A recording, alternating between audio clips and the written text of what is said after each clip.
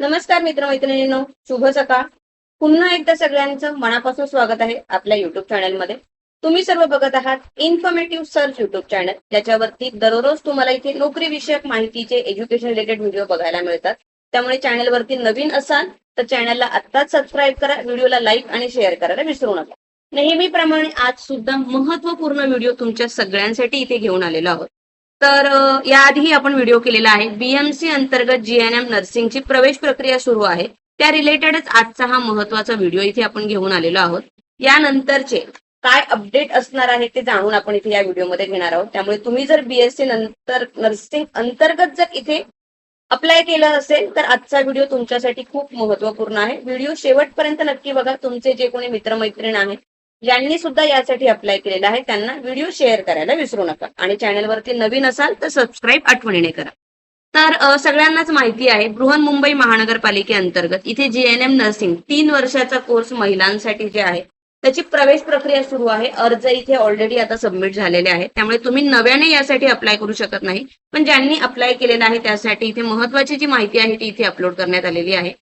So इथे जे पुढचं सेशन आता तुमचं असणार आहे, पुढचं वेळापत्रक काय आहे प्रवेश ह्याच्यासाठी, सो ते इथे डिटेलमध्ये तुम्हाला दिलेलं आहे. सो आपण ती डिटेल माहिती जी आहे ती इथे बघणार आहोत.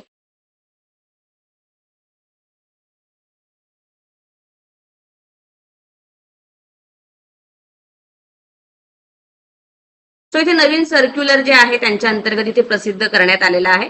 सो आपण आता इथे जीएनएम ऍडव्हर्टाइजमेंट ऑलरेडी बघितली होती. याच्यानंतर प्रवेश नियमावली काय आहे ती सुद्धा डिटेलमध्ये बघितली होती. सगळ्यांचे माझ्या मते अर्ज जे आहेत इथे भरून झालेलेच असतील.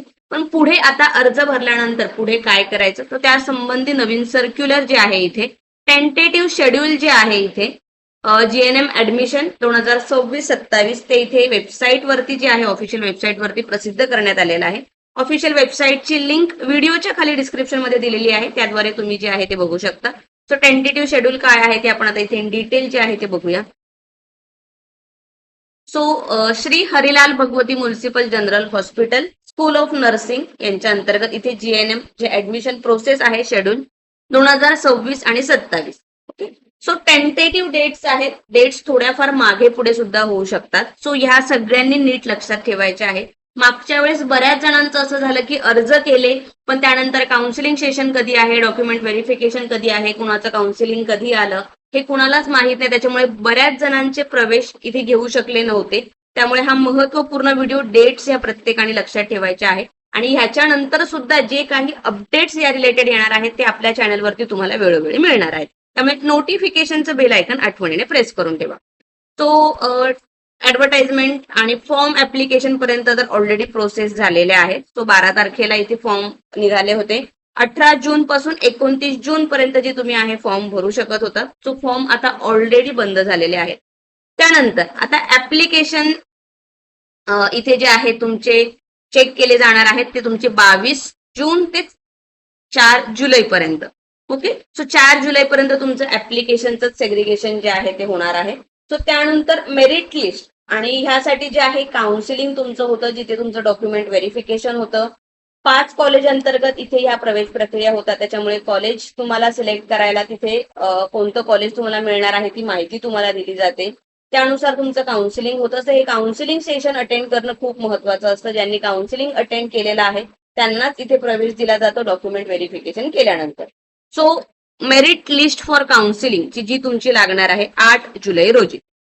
सो मेरिट लिस्ट लागल्यानंतर चॅनलवरती अपडेट मिळतील. मग प्रत्येकाने सुद्धा इथे चेक करायचं आहे. सो 8 जुलैला तुमची मेरिट लिस्ट इथे लागेल काउन्सिलिंगसाठी. त्यानंतर counselling session. So merit list लागल्यानंतर कॉलेजनुसार तुमच्या मार्कानुसार तुमचं जे आहे काउन्सिलिंग सेशन किंवा कॅटेगरी वाईज जे आहे काउन्सिलिंग सेशन इथे तुम्हाला वेळ मिळतो. एकाच दिवशी सगळ्यांचं काउन्सिलिंग होत नाही. प्रत्येकाला तुमच्या नावापुढे तिथे काउन्सिलिंगचा टाइम, काउन्सिलिंगचं ठिकाण इथे दिलेलं असणार आहे.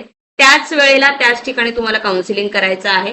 एकदा तुमचं काउन्सिलिंगचं सेशन मिस झालं की तुम्ही दुसऱ्या टाइम स्लॉटमध्ये इथे जाऊ शकत नाही. त्याच्यामुळे खूप महत्वपूर्ण आहे. 13 जुलै ते 7 जुलैमध्ये जे काउन्सिलिंग होणार आहे, तुमचं काउन्सिलिंग ज्या दिवशी आहे त्याच दिवशी तुम्हाला त्या ठिकाणी हजर राहणं गरजेचं आहे. सो जे मुंबई बाहेरून येणार आहेत, एक सकाळी 8 वाजेपासून काउन्सिलिंग सुरू होतं. मागच्या वर्षीचे व्हिडिओ तुम्ही बघू शकता जर तुम्हाला चेक करायचं असतील. त्या व्हिडिओची लिंक सुद्धा मी या व्हिडिओच्या खाली डिस्क्रिप्शन मध्ये देते. एक अंदाज तुम्हाला येईल की कशा प्रकारे काउन्सिलिंग असतं, काय डॉक्युमेंट्स तुम्हाला लागतात. तो 13 जुलैपासून जे काउन्सिलिंग सुरू होईल 8 वाजता असल्यामुळे मुंबई बाहेरून येणाऱ्यांनी एक दिवस आदल्या दिवशी तुम्ही उपस्थित राहाल अशी तयारी ठेवायची आहे. फायनल मेरिट लिस्ट काउन्सिलिंग झाल्यानंतर तुमचं डॉक्युमेंट चेक झाल्यानंतर फायनल मेरिट लिस्ट इथे लागते. सो फायनल मेरिट लिस्ट तुमची डिस्प्ले होणार आहे 21 जुलै रोजी. त्याच्यानंतर तुम्हाला जे हॉस्पिटल अलॉट झालेले आहेत, 5 हॉस्पिटल अंतर्गत ही भरती प्रवेश प्रक्रिया आहे, जे आपण ऑलरेडी आधीच्या व्हिडिओमध्ये सांगितलेलं आहे. तर ते व्हिडिओ तुम्ही कोणते कॉलेज आहे ते बघू शकता. सो रिपोर्टिंग त्या रिस्पेक्टिव्ह कॉलेजला तुम्हाला रिपोर्टिंग करायचं आहे 21 जुलै रोजी. त्याच्यानंतर MME at respective hospital. So तुमचं 22 जुलै ते 31 जुलै ही प्रोसेस जी आहे इथे होणार आहे. त्यानंतर इथे रिझम्पशन ऑफ सिलेक्टेड कॅन्डिडेट्स जे आहे तुम्हाला 1 ऑगस्ट पासून इथे सुरू होणार आहे.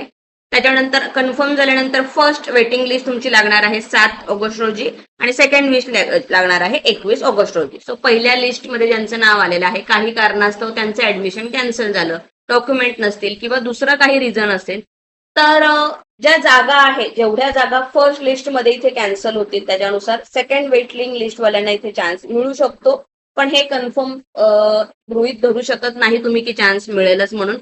हे डिपेंड असं तुमच्या फर्स्ट लिस्ट मधून फायनल जी लिस्ट होती फर्स्ट, त्याच्यामध्ये किती जणांनी ऍडमिशन झालेले आहेत, किती जणांनी प्रोसेस केलेले आहेत. कारण की बऱ्याच वेळा डॉक्युमेंट्स अपूर्ण असल्यामुळे सुद्धा तुमचा प्रवेश जे आहे कॅन्सल होऊ शकतो. त्याच्यामुळे डॉक्युमेंट सगळ्यांनी इथे नीट रेडी ठेवा. सो ही पूर्ण लिस्ट तुम्हाला इथे दिलेली आहे. सो जर तुम्हाला ह्याच्यामध्ये काही डाऊट असतील, अजून काही प्रश्न असतील तर तुम्ही आपल्या या व्हिडिओ खाली कमेंट बॉक्समध्ये विचारू शकता. आणि पुढील अपडेट जाणून घेण्यासाठी चॅनलला नक्की सबस्क्राईब करून ठेवा. व्हिडिओला इथे शेअर करा आणि नोटिफिकेशनचं बेल आयकन प्रेस करा, म्हणजे नवीन व्हिडिओ आला की लगेच तुम्हाला जे आहे अपडेट इथे मिळते. सो पुन्हा एकदा भेटूया अशाच एका नवीन आणि महत्वपूर्ण व्हिडिओ सोबत. तोपर्यंत बाय मित्रांनो.